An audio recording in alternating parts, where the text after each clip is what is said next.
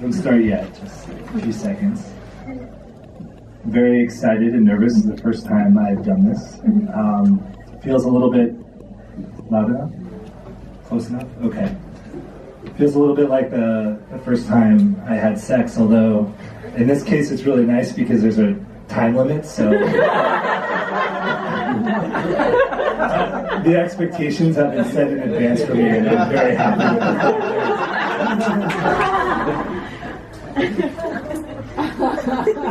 So this is a story about me falling in love when I was 16 with someone much older than me.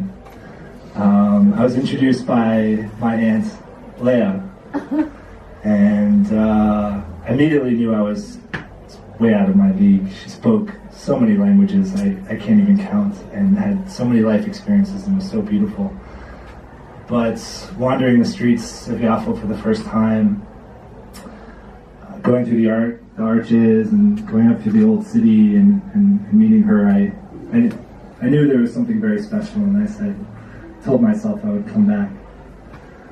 So I'm telling this story now to her, many years later, as an old man, and she kind of laughs at me and says, well, but there have been others along the way, and I have to be honest and say, yes, and then we start telling stories, and I tell her about Kay, who is Catholic, and we were dating in medical school, and I went on a long run to Yafo, and I stopped at St. Peter's Church just up the way there. And I wrote to her about it because one of the refrains of the Catholic Mass is, I am not ready to receive you, but if you say the word, I will be healed. And when I heard that, it didn't make me think of Krista, although I wrote to her, but it made me think of you. And she laughed at that and wasn't particularly impressed, and I had to keep going, and so I told her this funny story, a true story that also happened here. It was at a movie, an outdoor movie, The Big Lebowski. And I made a classic Ashkenazi Jewish mistake from America. I ate some cheap Chinese food before the movie itself.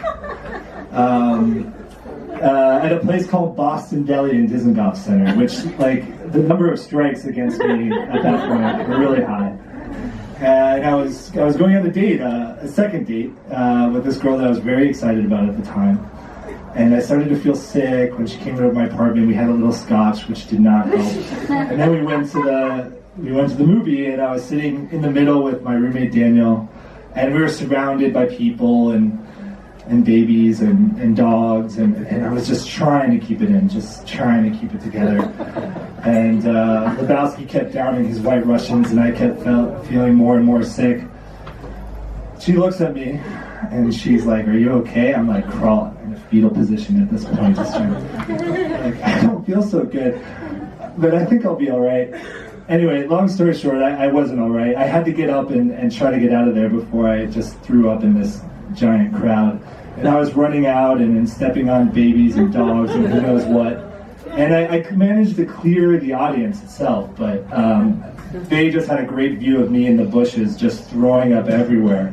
And she came behind and tried to comfort me, and I got some on her shoes, and anyway, that didn't work out.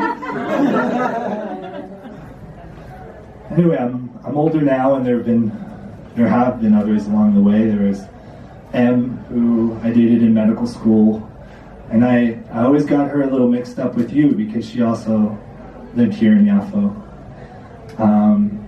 And I was very lonely at the time, and spending most of my days at Hadassah Har Sofim trying to do surgeries but not understanding the language and not being able really to talk to people.